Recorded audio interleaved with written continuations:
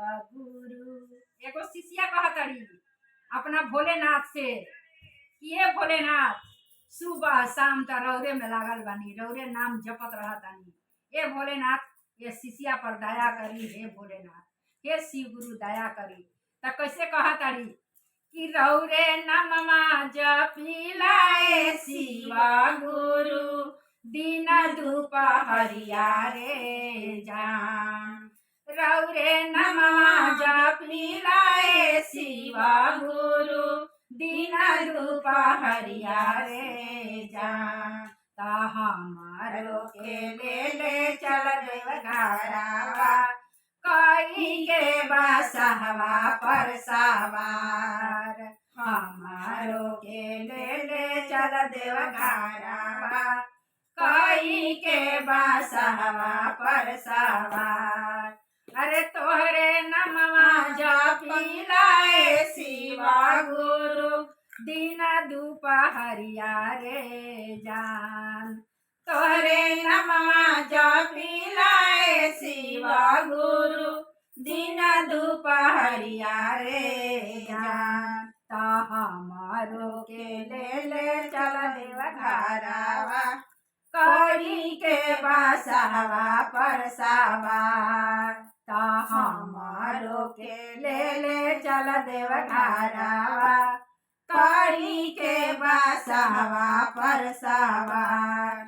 अरे तोहरे चर्चा करी लाए शिवा गुरु दिन दुपहरिया रे जान। तोहरे चर्चा करी लाए शिवा गुरु घूमे घूमे गौआ जावा। ता हमारो के ले चल देव घरावा, कई के बसहवा पर सवार।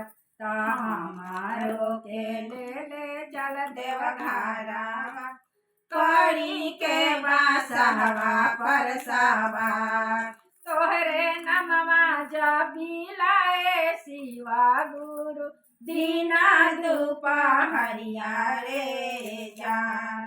तोहरे नमवा जपिलाए शिवा गुरु दिन दुपहरिया रे जान। ता हमारो के ले चल देव घरावा, करी के बसहवा पर सवार।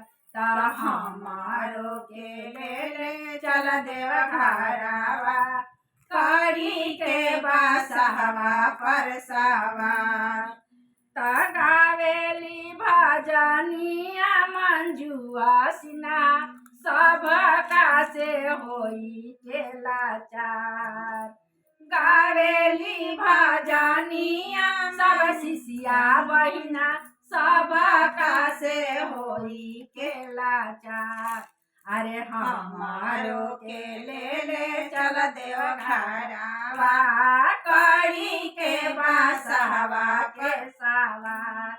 अरे हमारो के ले चल देव घरावा, करी के बसहवा के सवार। तोहरे नमवा जपिलाए शिवा गुरु दिन दुपहरिया रे जान।